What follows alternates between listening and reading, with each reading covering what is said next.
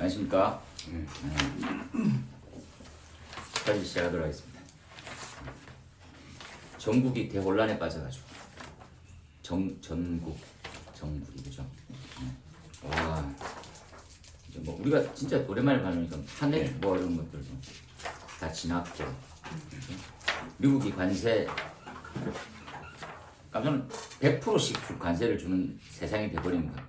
그러니까 옛날에 보이지 않는 손 그거 있잖아요. 우리 배웠잖아요. 그러면 뭔 스미스입니까? 애덤 스미스. 네. 그러면 이제 시장 경제에 맡겨야 되는 게 민주주의인 줄 알았더니 야 그렇게 근데 유예를 하자마자 상한가를 치는 주식이 엄청 많았더라고요. 그래서 주식 샀으면 한 20%는 이렇게 그냥 벌었을 그런 내용으로 내가 못했기 때문에 말을 꺼내봅니다. 항상 나쁜 놈들 항상 지들끼리다. 시험 며칠 남았습니까? 네, 37일, 36일. 이제 한 달이 남아서 요 의사 마치면 그 이제 마무리하는 또 형태 루틴으로 들어가야 될 파이다, 그죠? 네, 질문부터 하신다면. 질문요? 네. 그 지난번에 저기 온라인에서 질문 드렸는데 그 압축 공기포가 그 저기 이거부터 할까요? 그 지금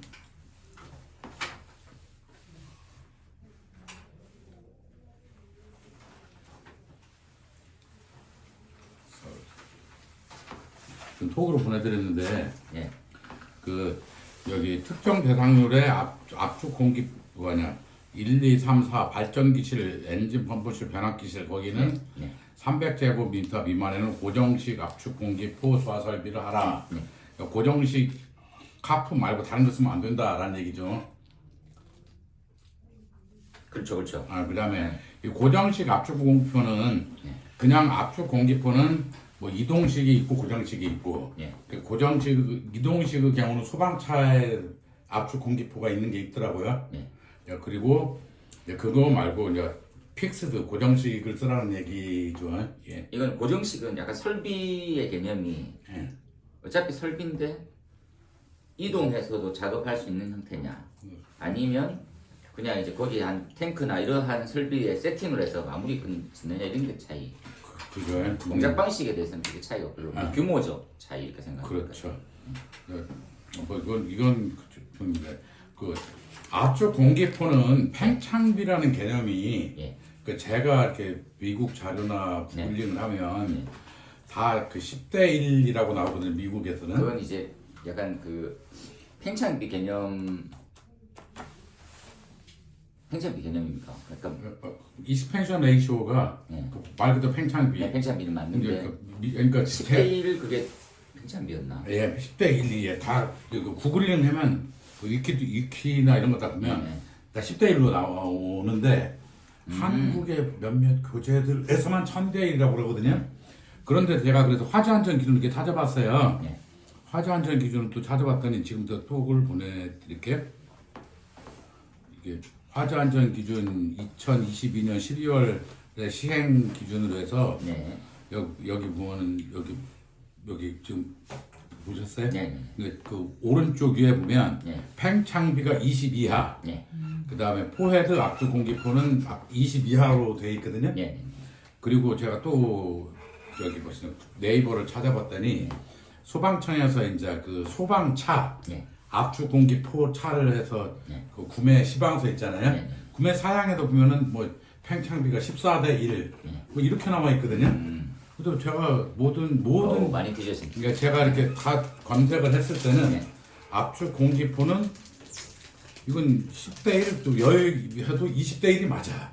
한국어 기준은 뭐 저발포 기준이고, 그다음에 화재 안전 기준에도 20대 1 이하로 나와 있고, 그다음에 미국 애들은 10대 1이라고 나와 있고, 이제 미국 애들은 이제 우리 같은 그 딱딱한 법은 아니지만 어쨌든 10대 1로 나와 있고, 그런데 한국에서만 몇몇 교재들이 1000대 1이라고 돼 있어. 근데 근거는 없어.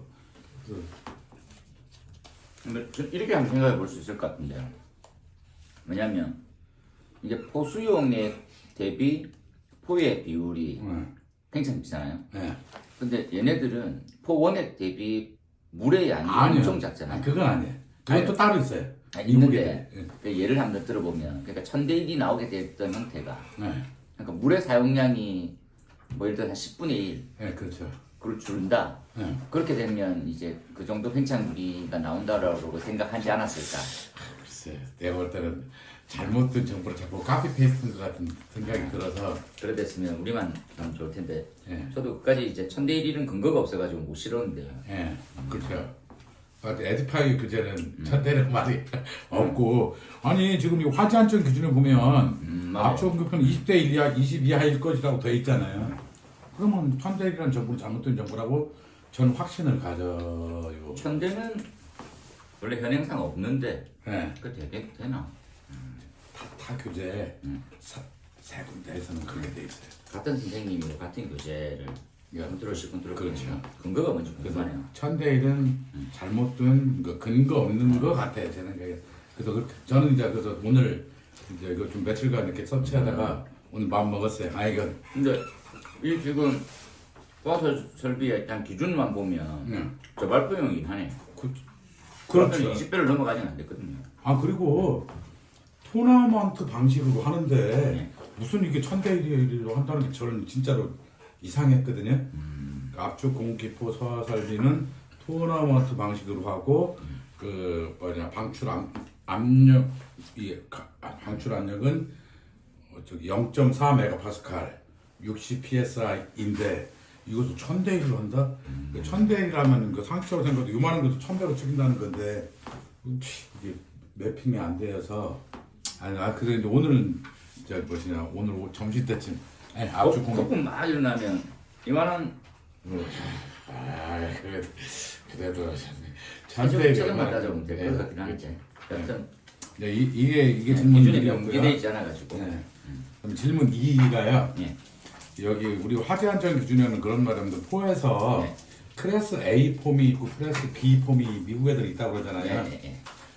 그 이제 클래스 A 폼은 네. 이렇게 뭐 네이버나 이렇게 보면 이 포에다가 산림 화재 특화용으로 표면 장력을 낮춰서 침투력을 높였다라는 부분이 있고 네. 또 하나는 부착력도 높였다 이런 말이 있거든요. 네. 그래서 제 생각에는 아니 침투력을 높이면 네. 부착력을 포기하는 거고 네. 그다음에 부착력을 높이면 침투력을 포기하는 것일 거라고 저는 생각이 들거든요. 그게 엄청 조심스러운 말이라고 제가 말씀드렸잖아요. 그러니까 이제 부착력은 점성일 텐데 응집이 아니라 그죠? 근데 그걸 표면 장력으로 따지면 표면 장력을 낮춘단 말은 침투력은 높였는데 점성까지 바뀌진 않거든요. 그러니까 약집 특성으로 가는 게 바람직하지 않을까라는 생각이 들죠. 그러니까 그 두 개가 상충되는 개념이 아니라는 거죠.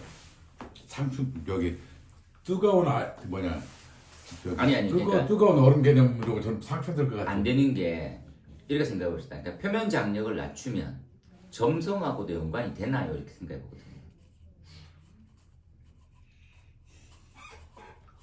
점도랑 표면 장력은 다른 개념이에요. 네. 점성은 증점제, 그죠? 뭐 그런 의미로 이렇게 사용하지. 오케이. 표면 장력은 말 그대로 오케이. 그러면 클래스 A 폼이라는 것은 표면 장력은 낮추고 점성은 높였다.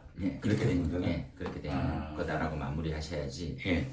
네, 말씀드렸지만 표면 장력과 점성의 관계는 교착점이 없었어요. 이건 뭐 해봐도 근데 우리가 단순하게 듣기로는 교착점이 있는 듯하게 들려요. 왜냐하면 이렇게 제일 먼저 많이 듣는 말이 표면 장력은 뭐 응집력 빼기 부착력 이렇게 생각해요. 그렇죠. 근데 그 부착이라는 게 부착은 점성일 텐데 그럼 이거는 물질별 부착인 거거든요. 그죠. 타물질하고 이렇게 붙고 안 붙고는 아닌 거.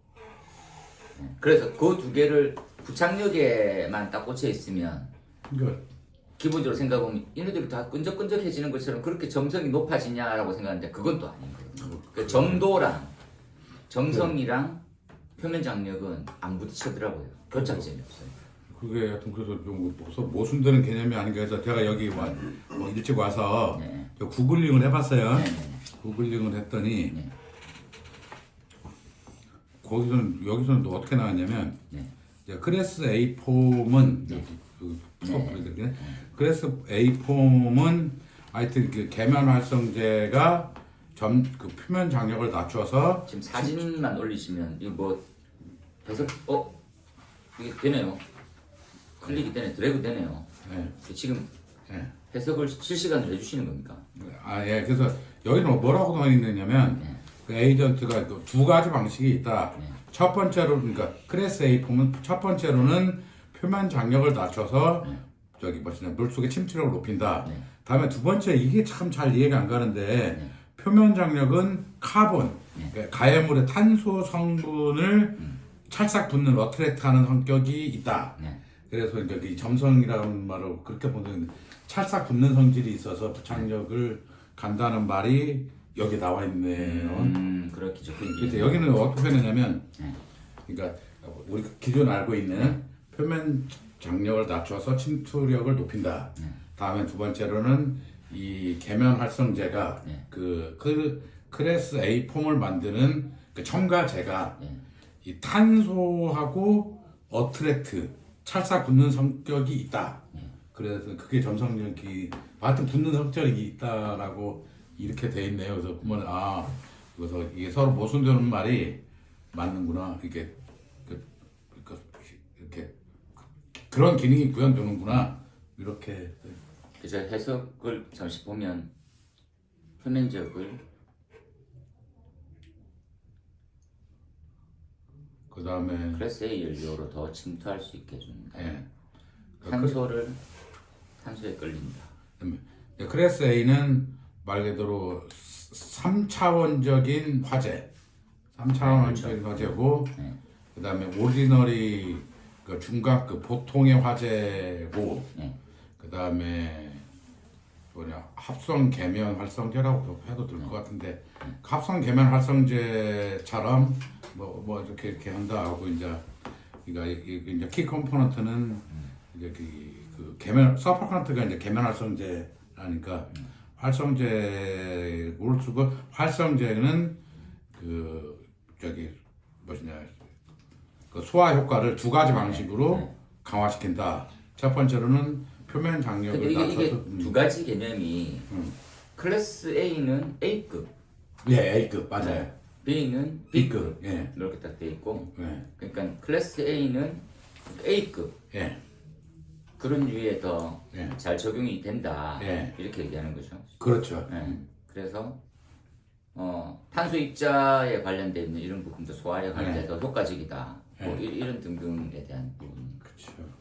있네요, 그냥.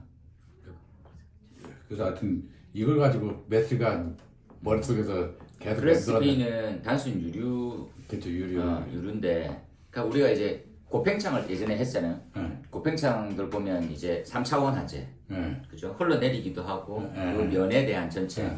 그때는 탄화수소류한테 훨씬 더 흡착력, 예. 그러니까 붙는 성질이 더 강해서 예. 면에만 불 끌 때보다는 훨씬 더 잘 붙어 있어 꺼지는 거죠. 이해되죠? 예. 그러니까 면에만 불 끌 때는 클래스 B가 네, 적응성이 그렇죠. 높고, 근데 흘러내렸을 때는 클래스 B는 효과가 떨어집니다. 맞아요. 예. 그 내용이 있어. 예, 그 내용이고, 그러니까 이제 클래스 A는 흘러내리는 놈들도 잘 부착시키면서 꺼질 수 있는 그렇죠. 거죠. 그러니까 이게 탄화수소류의 탄소 이 성분이 탄화수소류의 탄소 쪽에 붙어서 예. 계속 우리가 말하는 점착성, 그렇죠. 예. 점착성이 뛰어난 포의 형태가 클래스 A입니다. 그렇죠. 그래서 예전에는 이제 살림에서 이제 포 할 때 클래스 A 폼 쓰고 했었거든요. 그런 언급들도 있고 이런 거니까. 그런데 여기 지금 그 내용이 지금 여기 나와 있는 그렇네요. 그 내용. 영혼 내지 마. 힘들어. 예. 그 다음에 이제 이 클래스 A 폼이나 클래스 B 폼은 예. 그 한국의 화재안전 기준에는 전혀 반영이 안 돼 있는 안 돼 부분, 있는 안 돼 있고. 안 돼 있고, 이거는 이제 그 포 스타일, 예. 그 포가 어떠한 성질을 가지고 있는 거. 그래서 이제 미국에서는 예. 그 압축 공기포 클래스 A 폼 산림 화재 예. 이런 경우가 많이 있고 무슨 그 회사들마다 그 미국의 산림청의 네. 승인을 받았다라고 막 맞아. 광고하고 그러더라고요. 그건 괜찮겠네. 네, 그래서 이제 우리나라는 왜 이 압축 공기포 클래스 A 폼을 쓰지 않을까라는 호기심이 들었고 소방청에서도 압축 공기포용 그 소방차를 많이 도입하고 있더라고요. 네, 이제 도입하려고 하죠. 근데 이제 그것을 이번에 경상도의 산림 화재 때 왜 이것을 적용하지 않았을까? 이미 했는데도 뉴스에 안 나왔을 수도 있지만 이런 그런데 약간 적용해도 소규모, 예. 이게 대규모 장비화돼서 예산받고 한 게 아니니까 못한 것 같죠. 뭐 만약에 혹시라도 5월 시험에 산림 화재 나온다면 예. 뭐 이런 내용들을 갖다가 좀 그렇죠. 그건 대책 중에서 적으면 되죠. 근데 이건 뭐 진짜 좀 괴롭히는 형태의 문제였으면 그냥 이제 산림화재의 적응성이 있는 포에 대해서 적어라. 네, 산림화재 특성이랑 적응성 있는 포. 그러니까 왜냐하면 이제 몇몇이 도입할 예정이고 이러면 그렇죠. 약간 이슈는 분명히 될 거거든요. 그러면 단순 유리에서 적용하는 것보다는 완전 A급 화재에 적용해야 되는데 그러면 어떤 성질이 필요하고 그 성질은 미국에서는 이렇게 승인받았고 국내는 부실하지 말죠. 그러죠. 그런 것 때문에 좀 네. 고민을 좀 했었습니다. 네. 좀 아주 진- 좋은 거죠. 그래서 예. 우리가 약간 기본적으로 생각해 보면 자동차도 B급이라고만 보기는 힘들잖아요. 그래서 A급이라 가지고 네. 그러면 선택해라 고팽창포 할 거야 그러면 지금 설명돼 있는 포만 하면 되거든요. 예. 그래서 그러니까 이제 이게 3차원 화재하고 똑같은 놈이다 보니까 예. 그냥 유류처럼 위만 덮는 형태 개념이 아니고 부착을 해서 그러니까 불 꺼질 때까지 이렇게 아예 덮고 있어야 되는 그러한 기능이 있는지가 보는 거죠. 예. 그렇겠다. 그래가지고 고민했었고요. 그러면 A급, 그러니까 폼 A급이라는 게 네.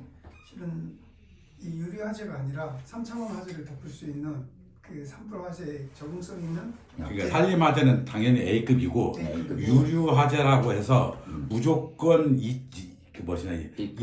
2차원이 아니고 유류 화재도 3차원일 수도 있다는 거예요. 그것도 이제 그러니까 그러면 폼 그러니까 A급으로 그럴 그러니까 때는 이렇게 면에 불이 나는 형태가 있잖아요.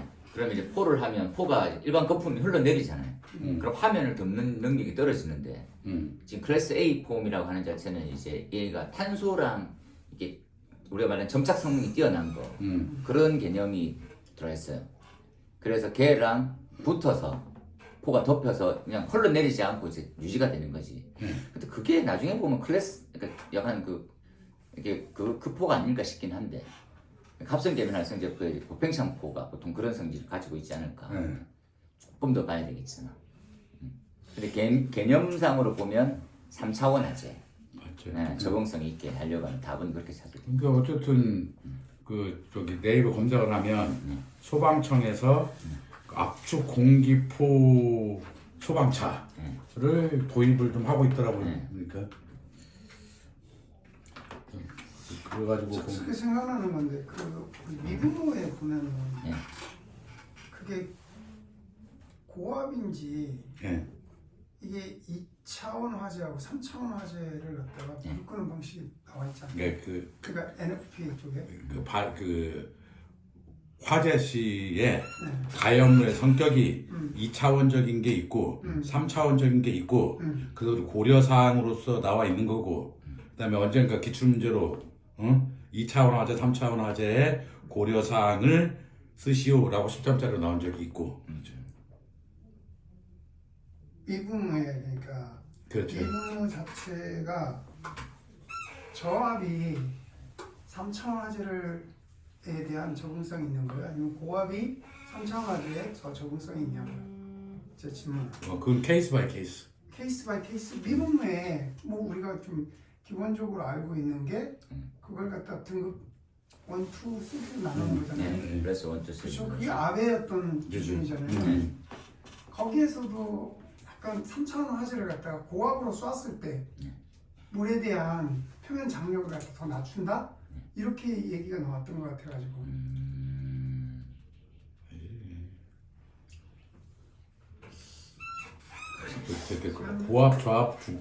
고압 저압으로 표면 장력하고는 연관시킨 거 좀 무리가 있고, 그다음에 이제 고압, 중압, 저압은 가연물이 이제 예를 들어서 고압으로 하면 그 기체 상태가 더 많기 때문에 A급에는 적응성이 떨어진다. B급, C급에는 적응성이 좋고 A급에는 적응성이 떨어진다. A급에는 하려면 조합식으로 해야 적응성이 있다라는 것이 우리 교재에 나와 있죠. 또 그게 맞는 것 같고. 알겠습니다. 제가 엉뚱한 게좀 예. 지나갔던 자료. 명료하지 않아 어렵네요. 예. 오케이. 그 다음 질문 두 번째가요. 그 저기 그 비상 방송에 그 저기 뭐냐 하나의 층에 단선이 생겨도 나머지 층에는 방송이 계속되어야 한다. 맞습니다. 라고 해서 이 이슈가 크게 됐던 게 2018년도에 맞습니다. 큰 이슈가 됐던 것 같고 맞습니다. 그때쯤에서 이제 소방청에서 뭐 지침으로 해서 뭐 이렇게 내보내서 이거 다 업그레이드 안 하면 너희들 다 벌금 매긴다 뭐 이런 식으로 내렸더라고요. 그래서 이제 구체적으로 1안, 2안, 3안, 4안을 이렇게 내려보냈고 그랬는데 그래서 요즘에는 저기 뭐 제가 알고 있는 관리사님은 말하기를 각 층마다 앰프를 두는 것을 각 층마다 앰프를 둘 수는 절대 각 층마다 차단기를 두는 방식을 많이 쓴다고 네? 그러더라. 각 층마다. 각 층마다 차단기를 쓸 수 있을까요? 그렇게 얘기하던데. 라인 체크 그대로 쓰고 있는데. 그 라인 체크를 많이 쓰고 있어요. 네. 여기서 이제 네 번째. 이게 생각해 보면 어떤 게 제일 간단한가 이렇게 생각해 보면 되거든요. 간단한 방식이 이제 유지관리 측면에서는 제일 힘든 게 이제 차단기나 퓨즈를 쓰는 방식이죠. 예. 가서 확인이 안 되면 안 되고 네. 그 차단 신호가 피드백이 와야 되는데 모르면 안 되니까. 네. 근데 그걸 많이 썼다고 하는 것들을 발견하면 문제가 좀 있는 거지. 그렇죠? 차단기가 차단되고 나는 신호는 피드백을 못 받아요. 그 받으면 별도 신호가 또 가야 되는 거예요. 그렇죠. 그게 퓨즈나 차단기가 되어 있는 건 잘못된 방식이에요. 아. 그게 안 쓰는 건 아닌데 네, 그렇게 그렇게. 했다고 하면 그러면- 설계 때는 그렇게 될 수 있거든요. 그러면 가장 실효성이 높은 것은 각 층마다 앰프를 두는 것이 가장 네, 실효성 그렇죠. 가장 돈이 많이 들고 가장 쓸데없는 것 중에 하나죠. 실효성 가장 좋겠죠. 실용성을 기르죠. 그렇죠. 그때 가능한 거는 약간 뭐냐면 마트 같은 데 있죠. 네. 마트는 몇 층이 앰프가 따로 있거든요. 네. 그러니까 이제 한 층이 목통이 되더라도 나머지 있는 아. 층에는 그 앰프가 별도로 나가게 돼요. 아. 그러니까 이게 스피커 개수가 많으면 이 앰프 용량이 충분히 소비를 위해서 밀어줘야 되는데 안 되면 별도로 놓거든요. 네. 그래서 이제 한 층이 엄청 넓어. 그렇죠. 그러면 이제 안 되는 거죠. 네. 그러니까 각 층마다 앰프를 두는 거고 맞습니다, 맞습니다. 만약에 고층 건축물 또는 아파트 같으면은 참으로 네, 그냥 라인 체크로 갈 수 있어요. 라인 체크. 예, 라인 체크 방식. 라인 체커는 이렇게 쭉 라인을 계속 모니터링하고 있다가 네. 끊어냈던 그러니까 역전류 들어오면 그 라인을 이제 차단시키는 그런 기능이거든요. 그러면 네. 그것이 몇 층에서 그 단락이 났거나 단선이 난 걸 어떻게 알죠? 라인 체크. 그 장비가 그걸 체크한다더라고요. 아 그래요? 네. 그러니까 약간 전자기기처럼 그렇게 아 들어오면 그러니까 예를 들어서 뭐 이렇게 뭐라고 하죠? 네. 그 전압감과 이런 걸 계산을 해서 단순히 생각하면 단락이 딱 되면 전압이 튀잖아요. 네. 그러니까 그 튀면 막아버리면 되잖아요. 네. 근데 그거를 우리가 생각하면 24V로 다 운용이 될 것 같지만 라인 체크 이것들은 소비 그 전압을 엄청 낮게 감지하면 되거든요. 아 그렇죠. 네. 그러니까 전압 강화 이런 것을 감안을 네, 해서 맞습니다. 전압이 확 올라가는 거죠, 결국은. 그렇죠. 그러니까 이게 올라가는 것들은 있으면 그 부분을 막아버리면 되는 거거든요. 20층짜리다. 네. 그러면 이렇게 계속 이렇게 보고 있는데, 이건 좀 리스폰스가 듣고 이렇게 전압이 이렇게 된다. 네. 뭐 19층 쪽에서 하여튼 좀 그 라인 체크가 잘 이해가 잘. 그러니까 라인 체크는 이렇게 생각하면 해볼까요? 그러니까 뭐냐면 우리가 이제 그 동력 제반 같은 데 보면 과거에는 열동계 전기를 썼잖아요. 예.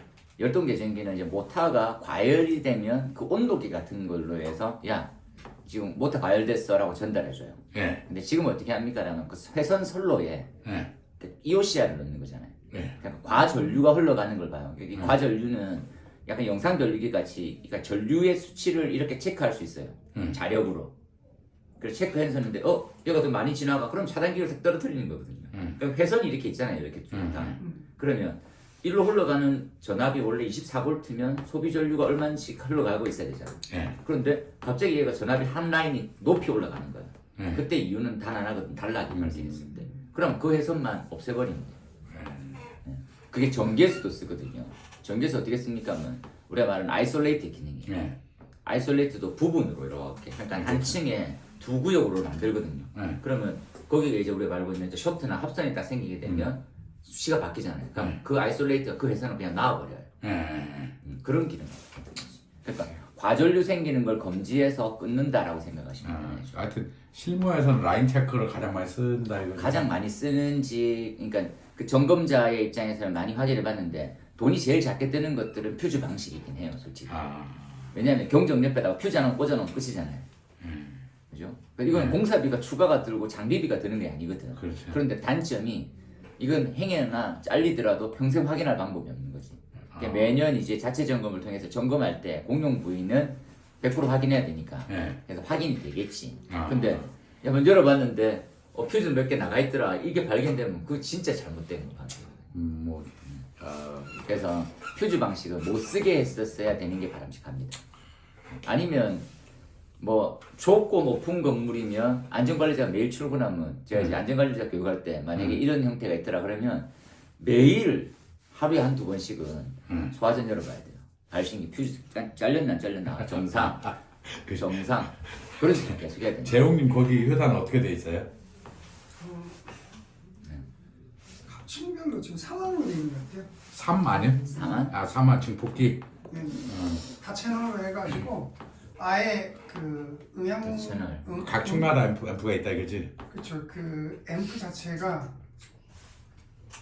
층마다 있는 게 아니라 전체를 갖다가 저기 방지실에다 놓고서 그러면 그 그 14층이면 방식이 그러니까 14층이면 앰프가 14개 있다는 얘기예요 그게. 그렇죠. 14개 있죠. 14개가 있어요. 근데 14개를 비방만 그러니까 딱그 14개 14개를 그러니까 지하층에다 한 곳에다 콘솔리데이션 모아놨다 이거. 그렇게 하기 진짜 이거잖아요. 힘들 건데. 네? 그렇게 하기 진짜 힘들 건데. 그래서 한번 싹 나간 적이 있습니다. 그래가지고 엄청 비용이 들었다라고. 아니 근데 싹 나가지 않아요. 그러니까 그러니까 별도 앰프면 두 딱 한 개만 나가요. 그러니까 두 개 층이 나가가지고 음. 그게 그러니까 여기 이제 좀 설명은 안 되는데 네. 아, 한 번만 살짝 다시 한번 확인해 보시면 이게 각 층 앰프는 진짜 이게 한 층의 면적이 그렇게 많이 크진 않잖아요. 어느 정도 되지? 한 층이 지금 평수로. 연면적이 7만이니까요. 아, 크네. 14층짜리. 14층인데 7만이야 돼요. 14층이라고 하지만 13층이에요. 그럼 엄청 크네. 또 지하도 있잖아요. 그리고 엄청 크네요. 앰프를 갖다가 각 지금 대강당을 아, 그럼 그 따로 정도야 설치하기 때문에 그 정도 되겠네요. 그렇군. 각 층마다 앰프들이 마트만 되는 규모여도 그 정도 되거든요. 네. 그런데 이게 14층이면 7만이면 한 층에 거의 한 7천이나 6천 사이라는 건데 네. 그거 엄청 큰 편이거든요. 그죠. 보수적으로 한 평에 5천 평. 네. 그렇죠. 엄청 큰 편인데. 그렇게 해서 그런 경우도 있고. 그러면 앰프를 별도로 쓰는 게 더 바람직할 거예요. 그러니까 렉으로 해가지고 렉 두 개를 차지해요. 앰프가. 그 방송 장비실이 좀 뭐가 복잡하네. 아니 방제실 안에 이렇게. 서버실이 따로 있어가지고 그게 열이 거기서 그러니까 나는 게요. 이거 이제 건물의 규모나 특성에 따라서 그때 좀 뭐라고 하죠? 그걸 맞게끔 이거 해석입니까? 해석해놓은 거를 붙이는 겁니까? 해석 잘 돼 있던 내용입니까? 아 이거요? 네. 챗GPT한테 시켰어요. 아, 챗GPT. 챗GPT. 훌륭한데. 이렇게 좋아요. 그래, 요즘 약간 좀 더 잘해놓은 것 같네. 떨어져가지고. 아까 단순, 근데 요즘에는 뭐 수준들이 다 비슷비슷해지긴 했더라고, 그죠? 이게 유료, 무료 버전은 차이는 확실히 있더라고. 예. 돈 많이 내면 많이 낼수록 정교해지고 디테일이. 아까 내가 보낸 거 그대로 번역한 거네. 네 맞아요. 아, 똑똑하네. 그거 붙이고 번역하라고 그랬어요? 네네. 그렇게. 오케이. 그러면 다시 아까 그 비상방송 주문했어요. 그 다음에 이 안에 그 특허 제품이라는 게 이게 초음파 방식을 말하는 건가요? 아닙니다. 그런 초음파 방식은 아니고 네. 그냥 이제 라인 체크인데 약간 좀 다른 방식이 있긴 있더라고요. 그래요? 여기 소방의 그 백동현 교수님 네. 어떤 분이 뭐 초음파 어쩌고 저쩌고 뭐 여러 가지 방식은 좀 있겠죠. 그 논문 쓴 게 검색이 되어서 그래서 왜 특허 그러니까 제품이 그 부분도 초음파를 어떻게 했지? 대단하네. 근데 이분은 증폭기 이후에 우리가 일반적인 되는데 특허라고 하는 형태가 그렇죠. 제품의 LED 등 동작 여부로 확인된다. 이건 퓨즈하고 뭐 차이가 큰 없네요, 그죠? 특허가. 그리고 특허 제품이 뭘까 해서 검색을 해봤더니 하여튼 부분 교수님이 뭐 저기 초음파를 해서 이렇게 선로에 그러니까 일종의 유선소 방송에다가 하여튼 저도 잘 모르겠는데 초음파를 그 해서 그러니까 주거니 사람이 이렇게 계속 센싱을 한다는 것 같아요. 주거니 사람이 센싱을 해서 답이 안 오면 죽었군, 차단 뭐 이런 것이 있다라고. 죽으면 차단보다는 이제 답이 안 단락이 오면 생기면 네. 그치, 답이 안 오거나 단락이 생기면 이런 게 초음파 방식 그걸 초음파 그 제가 어딘가에 있는데 찾으면 제가 올려놓을게요. 그 특허 제품이 뭔지를 질문하고 싶었었는데 그 실무에서는 그 특허 제품 쓰는 데가 거의 없겠네요. 그렇죠. 그러니까 이게 제일 중요한 거는 이제 유지 관리가 제일 저렴한 거. 네. 예. 그러니까 이제 좀 소규모면 시공자 입장에서는 아까 보신 대로 이제 차단기나 퓨즈스 많이 쓰죠. 근데 이거는 유지 관리는 이제 진짜 엉망이거든요. 네. 그러니까 이제 조금 규모가 있으면 그냥 약간 장비비 드는 거죠. 예. 유지 관리를 해야 됩니다. 예. 오늘 질문 여기까지. 여기까지입니다. 그럼 추가적으로 이게 보면은 예. 증폭기가 이렇게 세 개 층을 갖다 모아가지고 거의 예. 보편적으로 이 안을 많이 쓰는 건가요? 아니요, 이 말은 그냥 단순 예만 들었고요. 원래 이제 이 동별로 엄청 많잖아요. 동별로. 그러면 이제 이 동에 하나의 이 집 1안과 2안은 각 층별로의 별도의 계기죠. 그렇죠? 그러니까 배선용 차단기를 쓰든지 퓨즈를 쓰든지, 그다음 특허 제품을 쓰든지, 그렇죠? 그 다음에는 나온 형태가 각 층마다 앰프를, 그 다음에 이제 요 역신호가 들어오는 것들을 체크해가지고 그 부분들을 빼내는지 라인 체커라고 하는 형태, 요렇게 좀 쓰고 있거든요. 근데 제가 중공보건하는 등등은 라인 체커를 좀 했었어요. 예, 좀 규모가 부분에.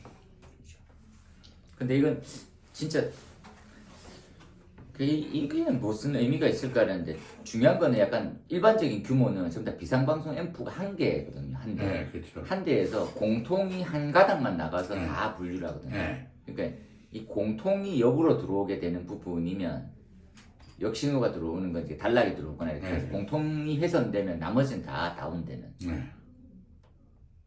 답이 없는 이렇게 돼 있어요. 그래서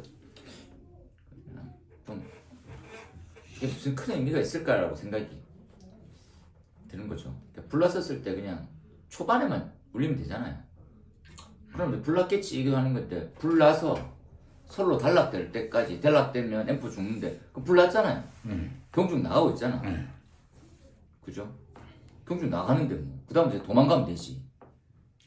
그 다음에 뭐 계속 나머지 층에 울려야 되고 이런 것들은 굳이 필요 있을까요? 초반에만 경중 나가면 그 다음부터는 우리가 단순하게 NFPA가 24시간 대기하고 5분 경보 나가면 나머지는 네가 알아서 해라. 불 꺼질 때까지. 그 5분 동안만 견디면 되는 거거든요. 근데 이게 뭐 도대체 얼만큼 오랫동안 유지하려고 이게 말도 긴 게 화재가 발생해서 선로가 단락되면 나머지 층에서 경보 나가는 것들에 대한 제한이 없어야 된다. 장애가 없어야 된다 그러잖아요. 불 났는데 뭐. 그렇죠. 불 나면 감지하고 경보 나가잖아요. 네. 그럼 이제 다 알아듣잖아. 근데 이제 방송도 나가야 되는데 네. 이게 방송이 뭐 단락이 됐든 쇼트가 나서 방송이 안 나가는 경우에 대비해서 아니 그러니까 불 났어. 그럼 이제 불 난 거로 끝이죠. 경보는 나갔는데 직상 4계층이나 직상 발화돼서 벌써 경보 나갔잖아요. 그럼 이제 도망가면 끝이지 뭐. 의에서 근데- 못 도망간 그러니까 제 말은 실자들을 피난하는 초기에 불이 안 나잖아요. 네. 그럼 직상 4계층이잖아요. 지금 11층 이상이면 예를 들어서 네. 예전에는 직상층이지만 그럼 그렇게 한번 불이 딱 나서 따르릉 하면 이제 끝인 거예요. 근데 불이 좀 더 확대돼가지고 선로를 녹이고 합선이 딱 되고 난 다음부터 그 다음에 앰프가 먹통되더라고. 그 다음에 인지는 다 전달된 거예요. 그러지 않을까 싶은데 그 다음에 뭐 뭔가를 또 초기에 네. 제대로 초기에만 따로 하면 그때 도망 못 가면 그 죽은 거죠. 그죠? 나중에 한 30분 뒤도 경보가 왜 안 나오냐 이런 것들은 의미가 없는 거죠. 확대돼 가서는 하여튼 무슨 이유인지는 모르지만 2018년도에 이것이 소방업계에서 이슈가 되었고 그 배경은 제가 말씀드린 대로 그 국정조사 아, 할 때 소방청에 불러가지고 이건 이제 제가 약간 썰인데 예, 그러니까 이제 외부 업체가 예, 이런 문제가 있다. 라고 그거를 이제 국회의원한테 자료를 제출한 거지. 그러니까 국회의원이 대정부 질의 때 주목받아야 되잖아요. 네. 그래서 얘기를 하는 거지. 야, 니네 비상방송이 단락되면 뭐 경고 안 나간다고 진짜 전층이 다 경고 안 나간다 그러니까 그래서 예, 이제 걔는 그렇습니다. 그럼 말이 되냐면서 그 다음 날 안 있어고 그 다음 날 제품이 나와요. 그래. 그 선 제품 후 질의 그 다음에 후 반영 이렇게 된 거지. 그러니까 뭐 하나 문제 되잖아요. 그러면 특허 만들어 놓는 거지. 야 됐다 충분히 이거. 딱 해놓고 그다음에 국정사한테 국회 찾아가가지고 그죠. 이게 지금 이거 참 큰 이슈입니다. 그럼 그래? 그러면 아까 그 준비했던 그런 거 버려. 이게 더 큰 이슈다. 그러니까 보통 보면 이상한 거 들고 나가지고 막 옷도 갈아입고 오고 막 이러잖아요. 근데 국회가 특이하게 막 문신도 막 새겨오고 막 이렇게 했던 여자도 있었는데 그런 거 다 떠나서 네. 이런 것들은 큰 이슈가 되거든. 그래서 이게 법이 바뀌는 제도까지 간 거죠. 네. 근데 이게 차츰차츰 바꾸면 돼요. 이게 뭐부터 바꿔야 되냐면 일정 규모 이상이면 다 채널로 가는 게 맞습니다. 네. 이게 동시에 경보가 나가지 않아가지고 앰프 하나로 충분히 감당하니까 그대로 둡시다라는 건데 그러려면 아까 말한 대로 이제 단락이 생기면 앰프가 마통이 가거든. 네. 그래서 규모가 일정 이상이다, 면적이 일정 이상 넓다 그러면 각 층마다 앰프로 가는 걸 법제화시키는 게 좀 효과적인 거죠. 그걸 안 하고 있으니까 단락시 막을 방법이 없죠 지금. 저기 예. 또 질문 하나 더 예. 하겠습니다. 그 좀 톡 보내드렸는데요. 우리가 그 공부할 때 그 절연유 봉입 견학기 네. 뭐 이러 가지고 기출 문제도 있고 어쩌고 저쩌고 그다음에 네, 그런 게 있고 그건 제가 어느 정도 잘 일달러가 드렸어요.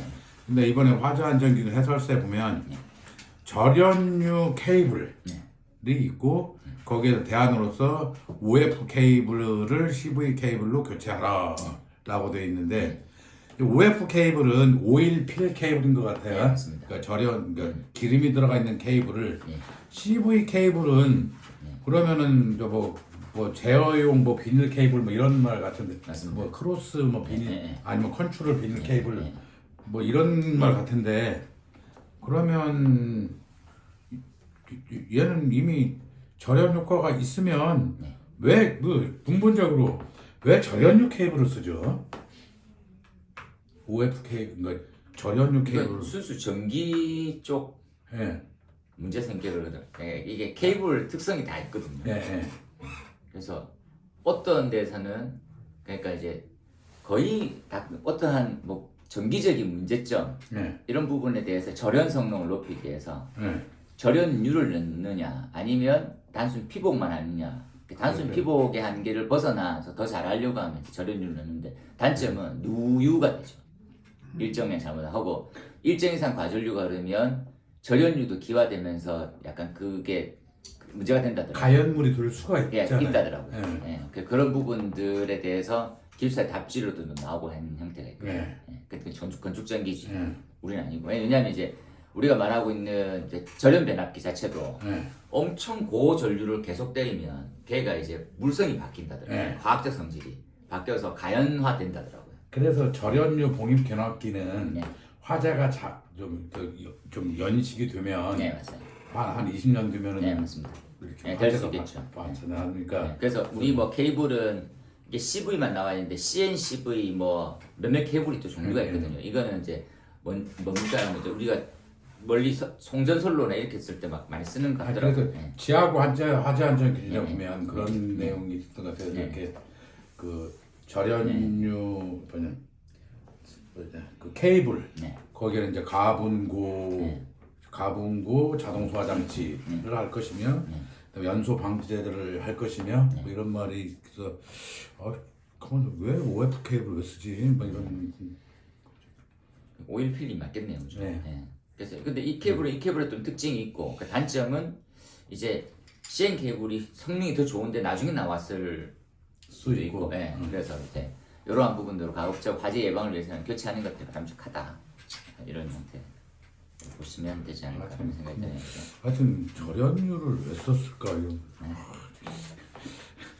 하여튼 저 아무리 그 기름은 싫든 좋든 인화점 연소점이 높든 낮든 일단 가연물이잖아요. 절연을 한다고 해서 가연물을 쓴다. 잘 뭐라고 하지? 비경력자 비전공자가 참 이해가 안 가서 질문을 했습니다. 절연성이 우수하다고 나오는데 저런가. 그러니까 절연을 위한 부분 이렇게 그러니까 냉각 역할도 하고 그런데. 그러니까 절연 효과는 있다 이치겠지. 가연물 아니냐 이거지. 근데 냉각 역할을 하니까 또 거기서 또 화재 예방 그러니까 약간 이게 아시다시피 이제 송전 이제 이 선로는 발열이 엄청 많이 나거든요. 네. 전기가 흐르는 자체가 발열이 있는데 그것들을 이게 유체는 아시다시피 이제 받으면 유동이 생기거든요. 그러면서 식혀줘. 그래서 우리가 지금 이제 컴퓨터가 원래 이제 절연유 같은 형태로 냉각 방식을 쓰는 데도 있었어요. 그 다음에 이제 물 쓰고 물 케이블 쓰고 약간 진짜 침 시키는 거죠 지금 이제. 그거까지 저 하는 거죠. 좀 있으면 아마 바다에 지을 거예요.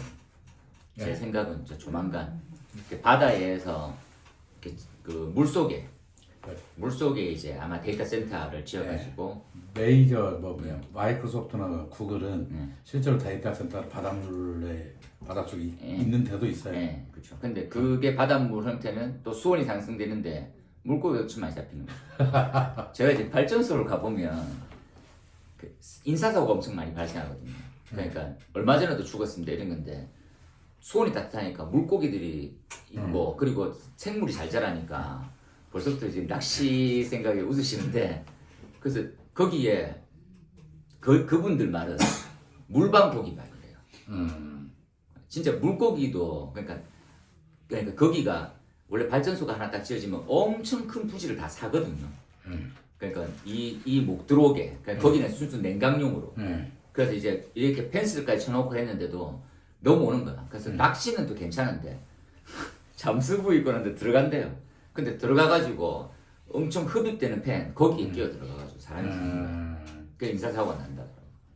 근데 물고기가 저 그네 가보면 이제 물고기가 많이 잡으니까 없잖아요. 여기는 못 들어오니까 거기서 많이 자라고 덩치도 큰 거야. 그러니까 이런 말 하더라고요. 이런 것들도 엄청 많아가지고 그래서 저희도 이렇게 가끔 못 하겠는 데 있는데 몰래 갑자기 그 생각이 좀 나네요. 예, 진짜 끝입니다. 끝이네요 오늘. 다음으로 한번 딱 보면 요번에 이제 약간 고심은 공동주택이었습니다. 자 보시면 공동주택의 화재 위험성을 이렇게 생각하면 또 마땅치는 않더라고요. 다 알고 있는 건데 막상 적으려니 뭐 없어요. 이거 반 페이지 한번 짜보세요. 공동주택의 화재 위험성. 그렇죠. 이게 근데 지금이 좀 강화가 좀 많이 돼 있는 편이긴 하거든요. 예를 들어서 연기 감지기 설치하는 거, 그리고 조기 반응용 설치하는 거. 이건 좀 뭐 잘 돼 있는 거거든. 근데 약간의 단점은 기준 개수가 작다는 거. 그죠? 층수 대비해서. 근데 그 기준 개수가 작긴 하지만 이제 주차장 생각해 보면 그죠? 30개를 뭐 지하 동별로 연결되는 형태니까 30개까지 수원형 보완하면 그렇게 또 모자란 것도 아닌 것 같고. 그죠? 그리고 그렇게 생각해 보니까 약간 장점이 더 많은 것 같은 거예요. 그럼 불러도 될 것 같은데 생각이 드는 거지. 그죠? 공동주택은 통계치만 보면 확연히 알 수 있어요.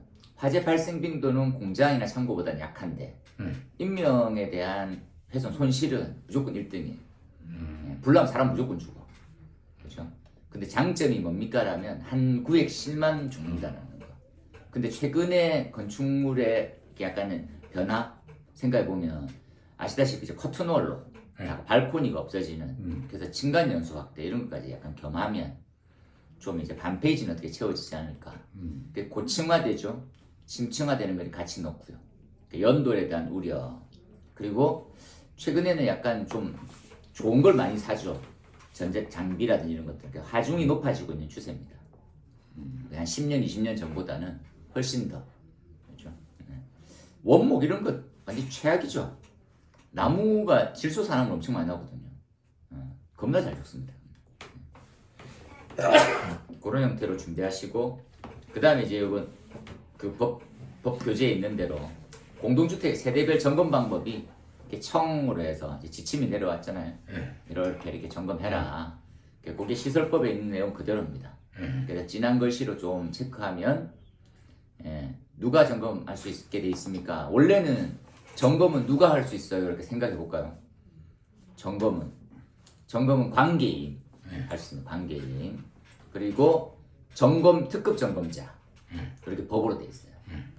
그 특급 점검자 속에 관리업자가 특급 점검이 되는 게 있고 또 추가로 말씀드리면 안전관리자로 등록돼 있는 그죠? 관리사 기술사 이렇게 할 수 있어요. 근데 여기 좀 특이하게 입주민이 할 수 있게 돼 있습니다. 입주민은 뭐가 똑같습니까? 관계인 중에서 뭐가 똑같습니까? 소유자, 점유자, 관리자 있거든요. 그 점유자의 역할일지도 모르지만 소유자인지 그 사람이 가능하게 해놔서 2년의 모든 세대 아날로그 특수감지기가 있으면 수신기 원격 점검 이렇게 모든 세대에 다 할 수 있게 이런 말들 때문에 이렇게 생각이 드는 거죠. 제가 저도 약간 감리하면서 좀 안타까운 점이 이게 수신기에서 원격 점검이 되잖아요.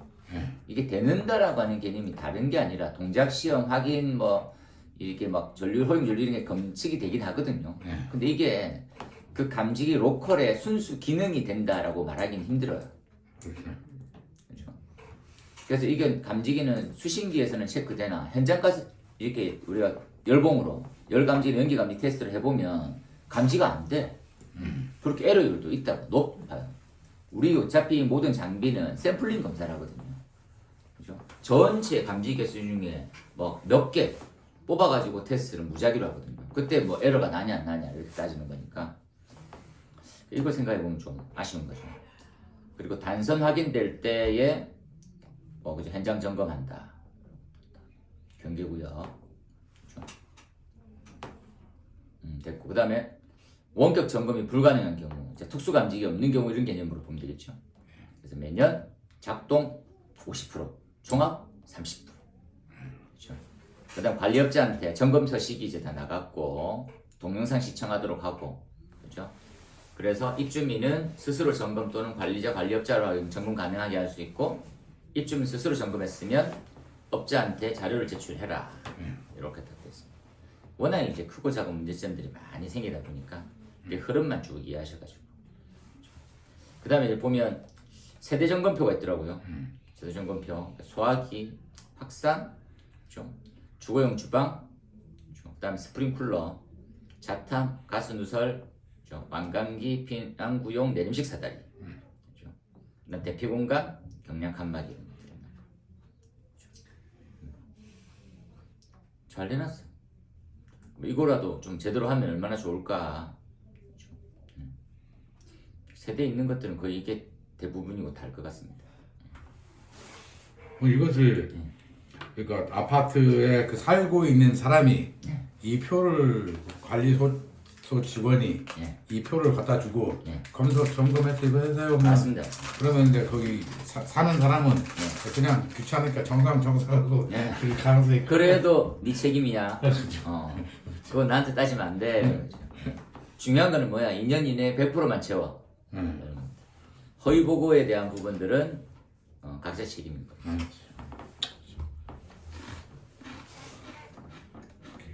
제가 예전에 들었을 때 좀 신기한 형태가 내부 형태를 하는데 걸리는 게 있어서 완강기를 떼요. 근데 이제 깜빡하고 이걸 들고 가버리는 거죠. 그 다음에 점검하러 갔더니 완강기가 없어, 그 집이. 너무 당해가지고 완강기를 어쨌냐 이랬더니 이사 올 때부터 없었다.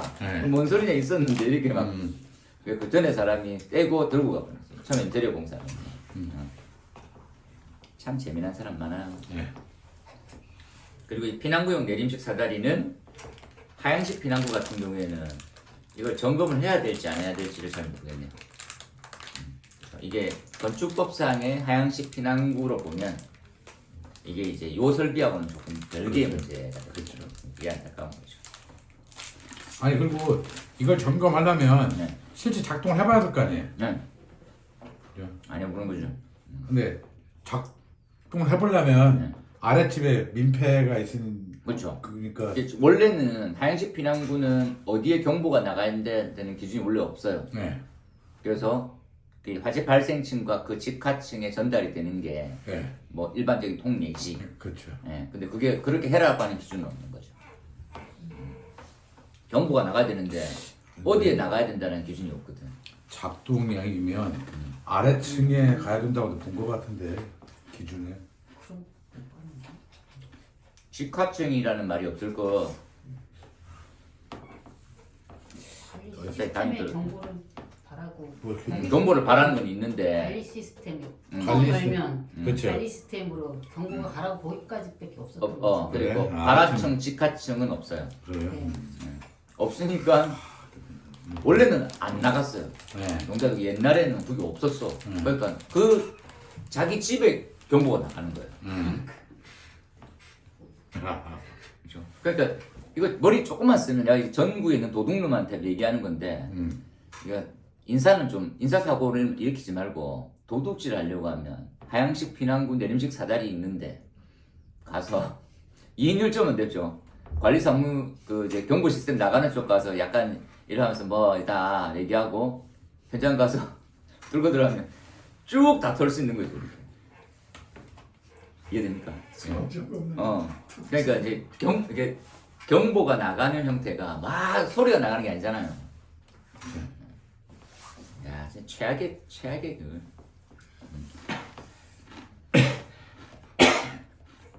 그렇습니다.